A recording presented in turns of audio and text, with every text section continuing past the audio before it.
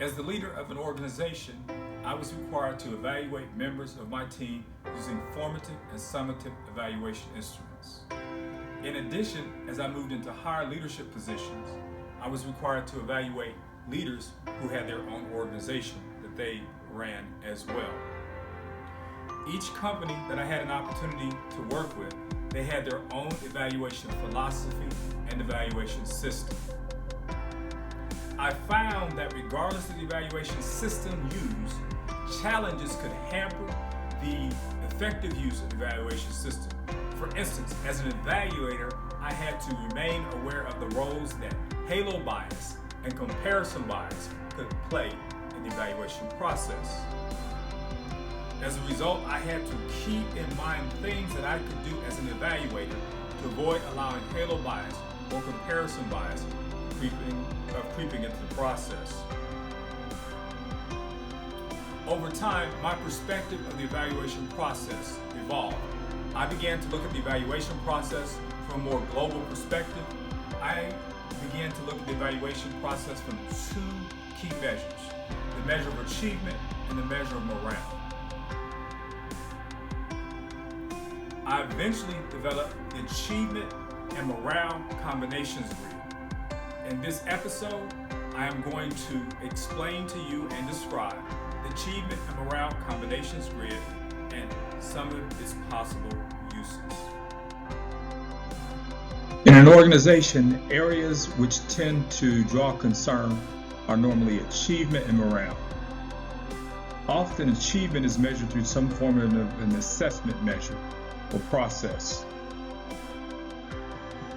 And the morale, it can be considered from various levels, such as team morale, organization morale, or company morale. Achievement and morale are ways of measuring the effectiveness of a company or organization at its various levels, for the department level, division level, or the company as a whole. Achievement is a more objective measure, while morale is a more subjective measure. Morale and achievement can be viewed on a continuum from low to high. In the achievement and morale combinations grid, there are 4 possible combinations, and you can see them here. We have morale on the horizontal axis and achievement on the vertical axis. And if we can have low morale and low achievement, that's replace. High morale, low achievement, remediate with a focus on some technical skills. Low morale, high achievement, remediate with a focus on soft skills. And then we have high morale and high achievement, which is the relate quadrant. I'm going to talk about each of those as we go forward in this episode. We're going to start off by taking a look at the replace zone or the replace quadrant. The replace zone exists when the team has low achievement and low morale.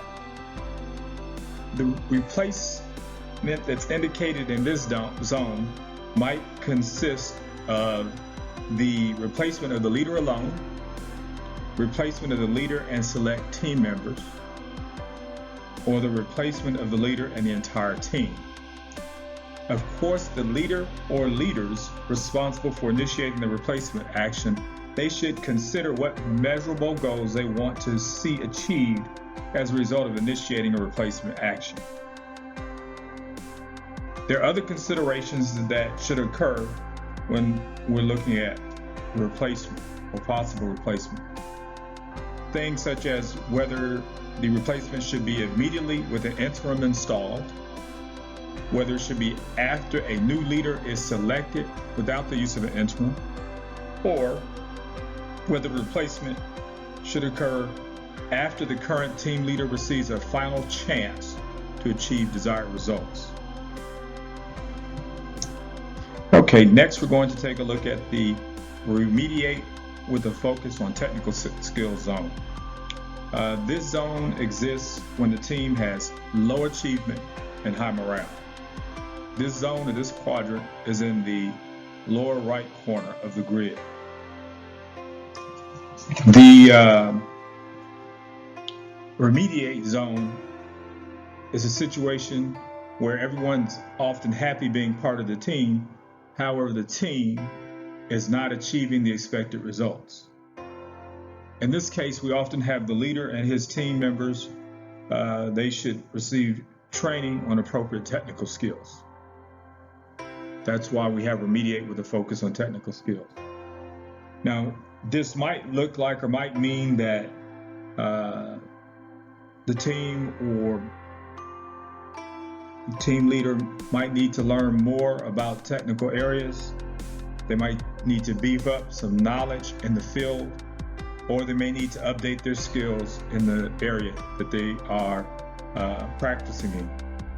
The next quadrant we want to look at will be our Remediate with a focus on soft skills zone. This is the upper left-hand quadrant. In this zone, the team has high achievement and low morale.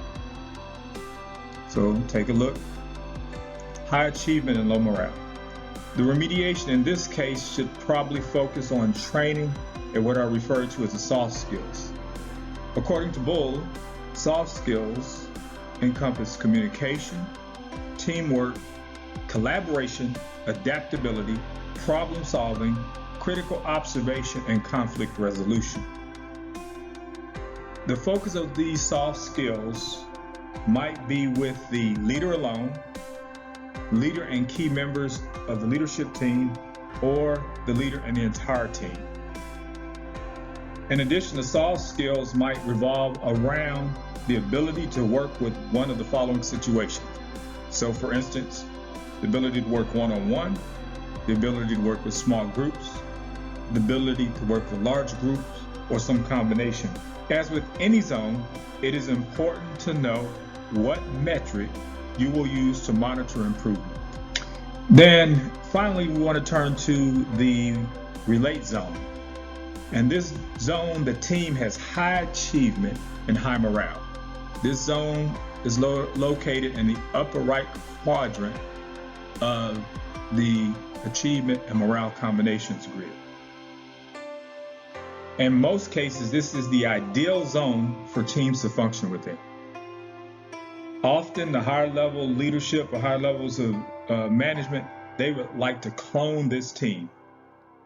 Because a team functioning in this zone, we want to consider promotion and praise. Promoting, we want to look at from two different contexts. First, from the context of the team should be recognized for its achievement in hopes that other teams will follow. So promoting them in that sense. And the second context, we want to look at the team or possibly team members from a promote for future growth opportunities within the organization.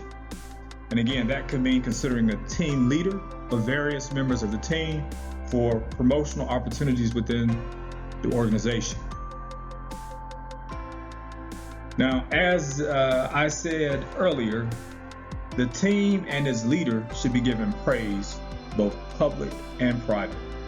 As an effective leader, evaluation becomes a critical tool for developing and maintaining an effective team, especially when used properly. What I've shown you in this episode is the achievement and morale combinations grid and some of its possible uses. I would welcome the opportunity to hear from any individual who've reviewed this episode and would like to provide comment. Please feel free to email me at stanley@stanleycrawford.com.